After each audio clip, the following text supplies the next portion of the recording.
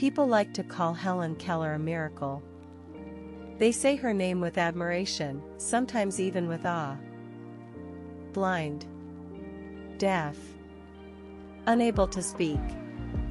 And yet, she learned language, wrote books, gave speeches, and changed how the world saw disability. The story sounds perfect. Almost too perfect. But perfection is usually what we create after the pain is gone. Helen Keller was not born a miracle. In fact, for a long time, she was the opposite of one. Before the age of 7, her world was chaos. She could not see, could not hear, and had no words to explain what she felt. Anger, frustration, fear, all of it had nowhere to go. So it exploded. She screamed. She threw objects. She hit people. She broke things. Not because she was difficult, but because she was human. Most miracle stories begin after this part. They quietly skip the years when nothing worked. Everything changed when Anne Sullivan entered her life.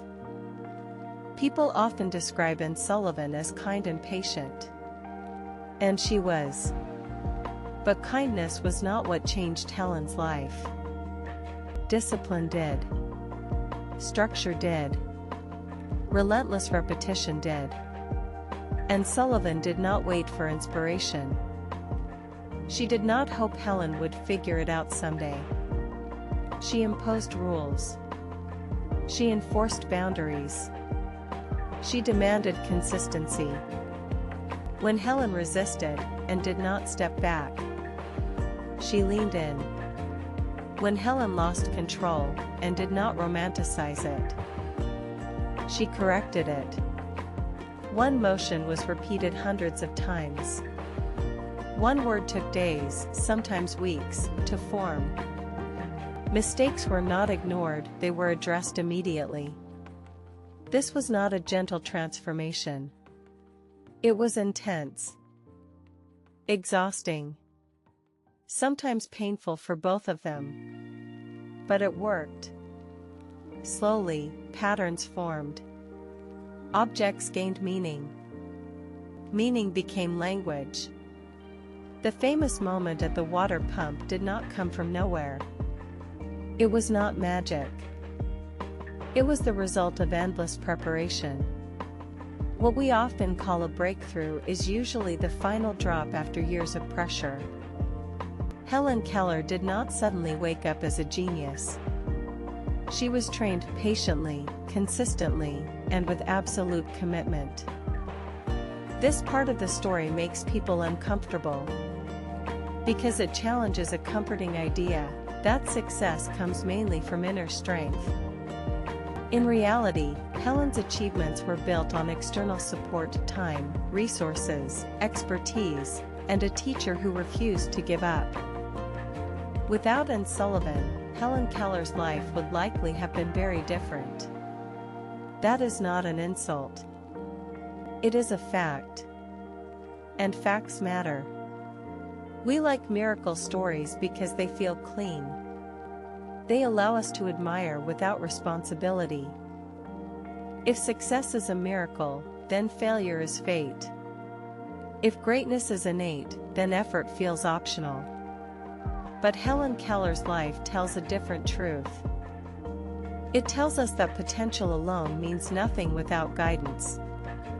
That talent, resilience, and intelligence do not develop in isolation.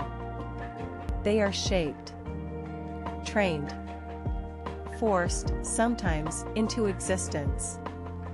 Even as Helen grew older and more accomplished, her life was never easy. She relied heavily on others to read, write, and communicate. Independence, in the way we usually imagine it, was never fully possible. Yet she worked harder than most people who had every advantage. Not because she was special, but because she had been conditioned to persist. That conditioning started early.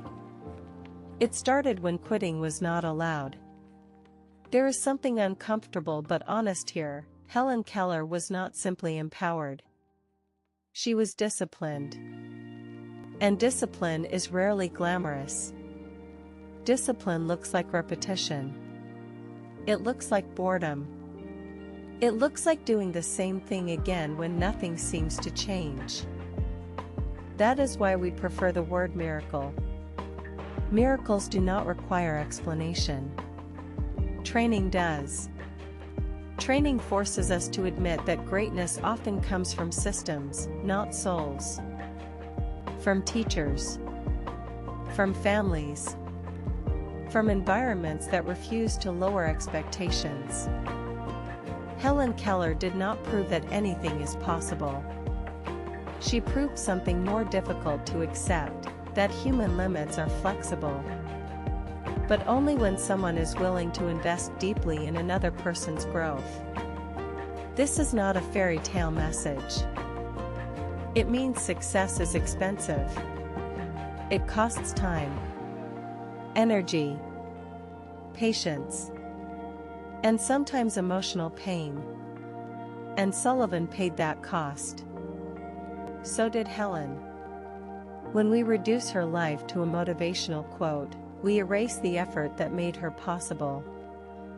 Helen Keller was extraordinary, not because she overcame everything alone, but because she did not have to. And perhaps that is the lesson we avoid.